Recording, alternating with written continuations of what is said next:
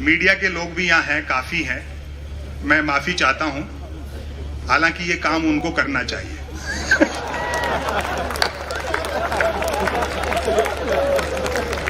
ये भी अपने दायित्व का निर्वहन पिछले कुछ समय से ढंग से निभा नहीं पा रहे। हालांकि गलती उनकी नहीं है जो अपने कैमरे और कलम लेकर के आए हैं। कलम और कैमरा उनको पकड़ा दिया और हाथ पीछे बांध दिए गए।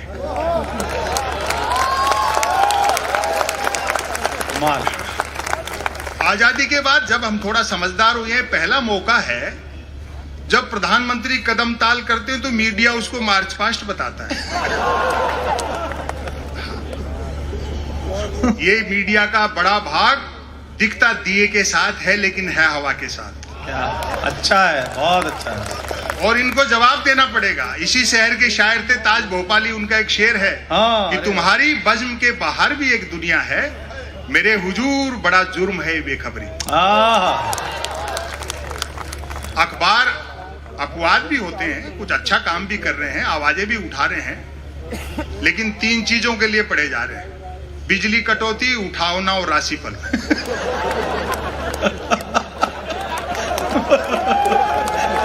बहुत अच्छे।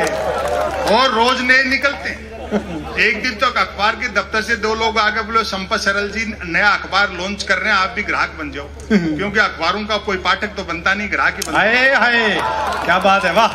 1 रुपए में 16 पेज। और जो मैंने जवाब दिया 1 रुपए में 16 पेज। मैंने कहा भैया रुपया चाहे 1 की जगह 2 ले जाए, लेकिन 16 पेज खाली दे जाएगा। फिर मैंने रिसर्च की कि इतने अखबार बिकते कैसे।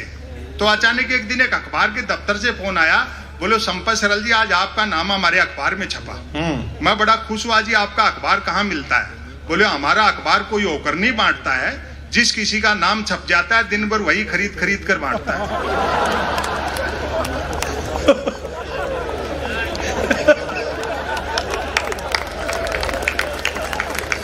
और टेलीविजन वाले बंधु तो इतना हंसा रहे हैं कि आदमी पेट पकड़ ले। वो प्राइम टाइम में बहस आती है ना न्यूज चैनलों पर, जैसे किसी जमाने में अवध के नवाब मुर्गे लड़ाते थे।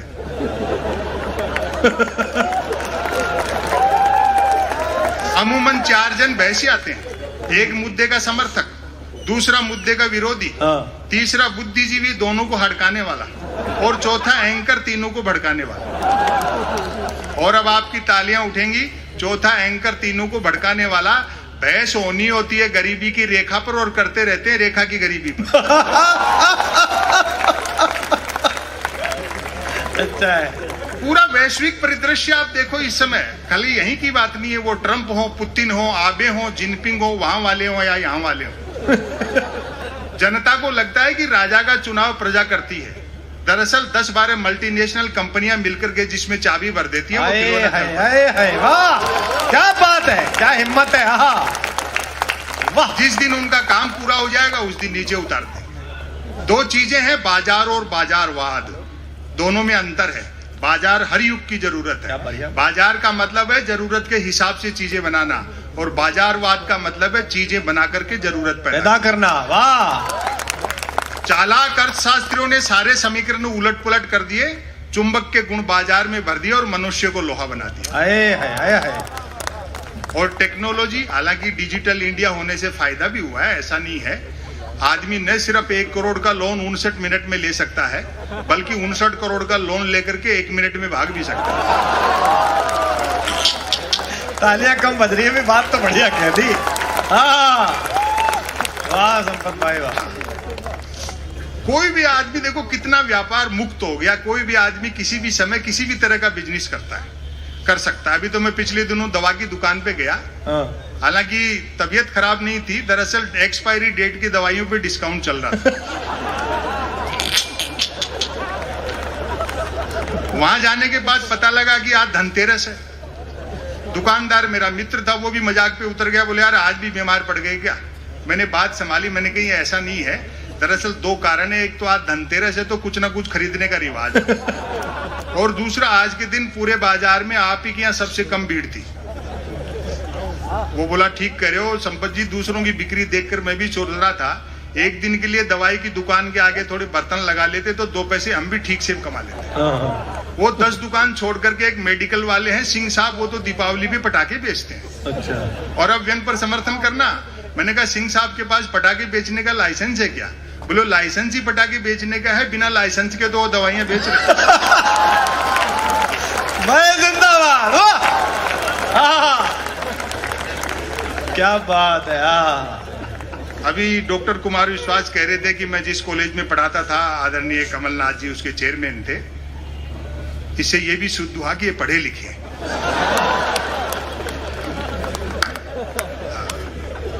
और मुझे अच्छा नहीं लगता जब विपक्ष के लोग एक आदमी को इतना टारगेट करते हैं। आपने प्रधानमंत्री जी की डिग्रियों पे सवाल उठाए, ये कोई अच्छी बात नहीं। भाई जब सैटेलाइट लॉन्च होकर के अपनी कक्षा में स्थापित हो गया, धरती के चक्कर काट रहा है, फिर क्यों डिजाइन पे बहस कर रहे हैं?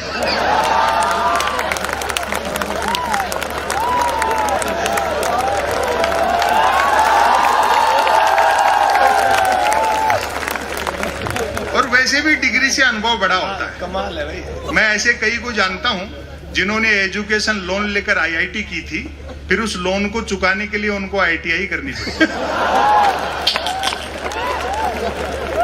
हालांकि बाद में पार्टी के दो बड़े नेताओं ने बाकायदा प्रेस कॉन्फ्रेंस करके प्रधानमंत्री जी की डिग्रियां दिखाई।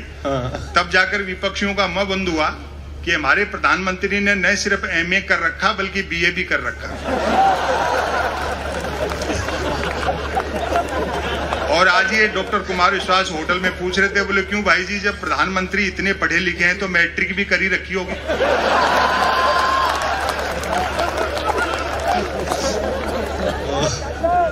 यही सब सटायर है। अभी महाराष्ट्र की भी चर्चा आई। दरअसल वो सेकंड की सुई जो है घड़ी की, वो मिनट वाली से आगे निकल रही थी। क्या बारीक है, वाह। लेकिन उसको पता नहीं था कि सेकंड वाली पूरा चक्कर काटती है, तब मिनट वाली थोड़ी सीख सकती है। और ये पहला मौका है मंत्री महोदय महाराष्ट्र में जब चौकीदार का पाला थानेदार से पड़ा।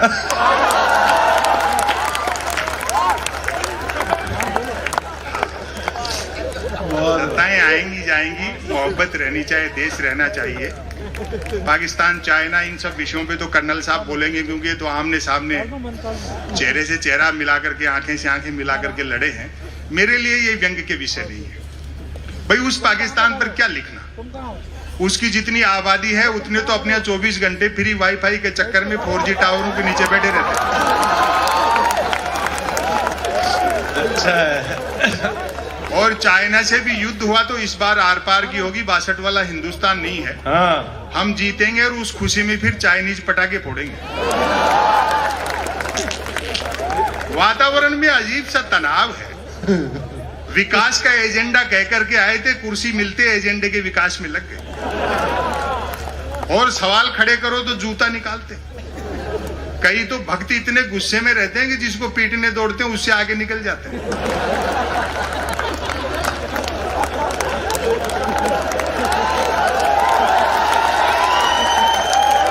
भक्त तो आप जानते हो ना, जिसके आंखें तो होती है लेकिन दृष्टि नहीं होती। वो अंध भक्ति में इतना डूबा रहता है कि हर पत्थर को देवता मानता है। वो एक भक्त तो माइल स्टोन को देवता समझ करके नारियल चढ़ा रहा था। तो किसी ने उसको समझाया, बोले भाई अक्ल से काम ले, जो कि नहीं थी। बोले जिसको तुम देवता समझ रहे हो वो माइल स्टोन है, वो अंध भक्ति में डूबा था। बोले नहीं, ये साक्षात देवता है। देखो इसने यहीं से बता दिया है कि दिल्ली 250 किलोमीटर।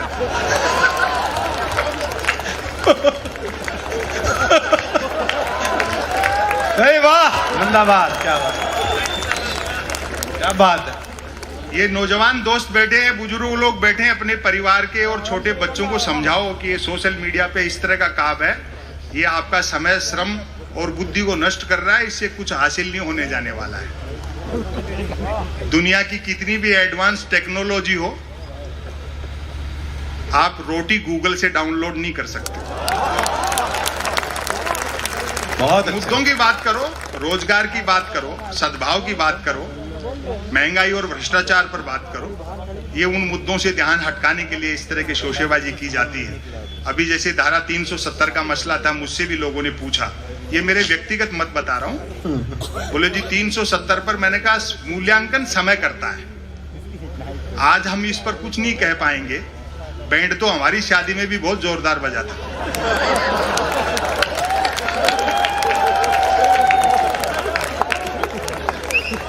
अभी एनआरसी का मसला है।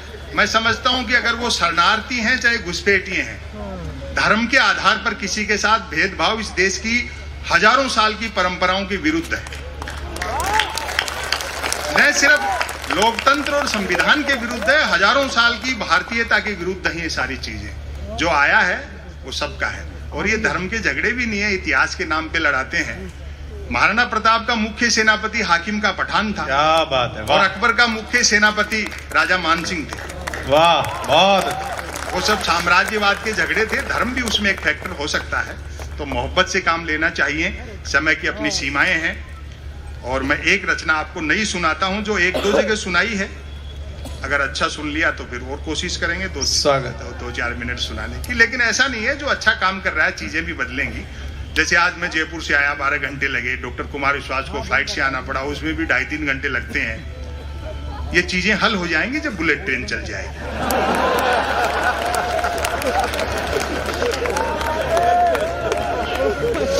और हम तो सुनते हैं कि बुलेट ट्रेन का किराया भी कम होगा और वो सवारियां लेने भी घर घर जाएगी। और गुजराती दिमाग लगाया प्रधानमंत्री ने। जापान के प्रधानमंत्री से बुलेट ट्रेन के लिए कर्जा भी 50 साल के लिए मांगा है।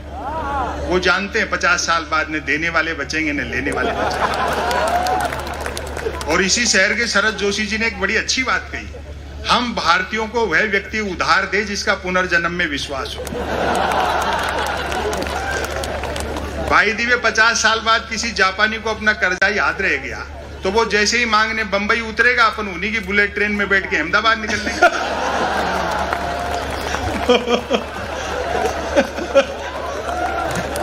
और अगले ने साफ कह दिया शिंजो आबे को कि भैया कोई सवारियां नहीं बिठानी है, ये चुनावी रेल है, इसलिए फटाफट चला, भले पटरी वटरी बाद में बिछाते रहना। दरअसल ये लोग चढ़ना हिमालय पर चाहते हैं लेकिन मुंह हिंद महासागर की तरफ। 2015 में आए थे शिंजो आबे, तो मोदी जी ने बुलेट ट्रेन के समझौते पे हस्ताक्षर किए दिल्ली में। और अगले दिन शिंजो आबे को बनारस ले जाकर के 3 घंटे तक गंगा आरती दिखाई। और भरपूर समर्थन करना, व्यंग तक पहुंच जाओ तो। 3 घंटे तक गंगा आरती देखने के बाद शिंजो आबे बोले, मोदी जी जब आप लोगों के पास इतनी फुर्सत है तो काहे को बुलेट ट्रेन चला रहे?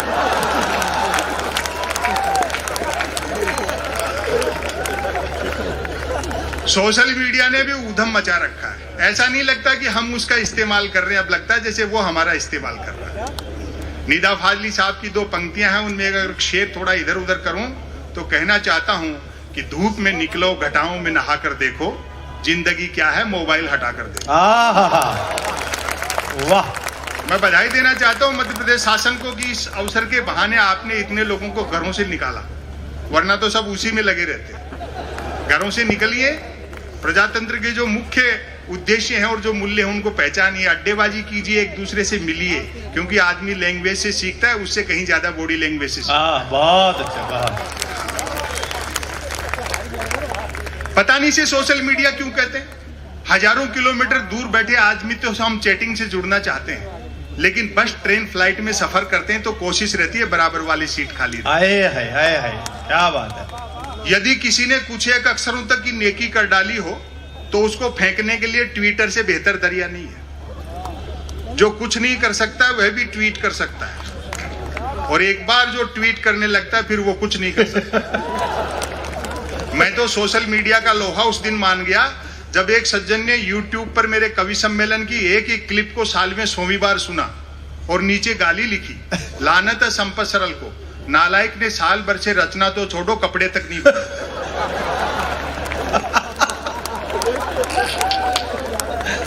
टेक्नोलॉजी से फॉर्मेट बदला है, पाखंड वही है। आए है, वाह क्या बात है। पहले देवी देवताओं के 16 पोस्ट कार्ड लिखते थे, आजकल देवी देवता का फोटो डाल करके 16 शेयर मांगते। अपनी समस्या से संबंधित कोई भी देवी देवता गूगल से डाउनलोड करो, अपनी मनोकामना लिख करके सोशल मीडिया पे छोड़ दो, घंटे आध घंटे में तो ऐसा वायरल होगा कि आपका देवी देवता नई मनोकामना के साथ आप ही के पास आ जाएगा। और एक आ गई है सेल्फी। क्या आत्ममुग्धता का दौर है साहब। कैमरे का फ्रेम दिखते आदमी जिराफ हो जाता है। मैं तो देखता हूं कई महिलाएं हर 10, 15, 20 मिनट में अपनी सेल्फी ले लेकर के सोशल मीडिया पे अपलोड करती रहती है। आपको सच बताऊं, उन सुंदरियों के चेहरे देखकर मेरे मन में वही भाव आते हैं जो कभी दर्पण में पद्मनी का चेहरा देख करके अलाउद्दीन खिलजी के आए होंगे। और अब आपकी तालियां उठेंगी, कितने धोखे का संसार है। वही सुंदरियां मुझे आमने सामने साक्षात मिल गई, बड़ा धोखा हुआ। जिनको पद्मनी समझता रहा वो तो खुद अलाउद्दीन खिलजी निकले।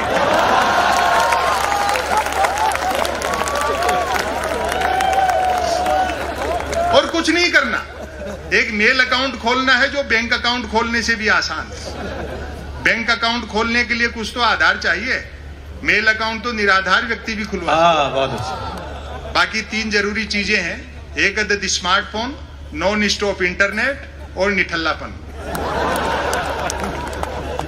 लेकिन सोशल मीडिया का फायदा भी है, एक तो आदमी घर बैठे आवारागर्दी कर सकता है, और सोशल मीडिया का सबसे बड़ा फायदा यह है जो अपने साथ ले जाना जीवन में बड़ा काम आएगा। बेरोजगारी पूरी तरह खत्म हो गई क्योंकि हर हाथ को काम मिल चुका है।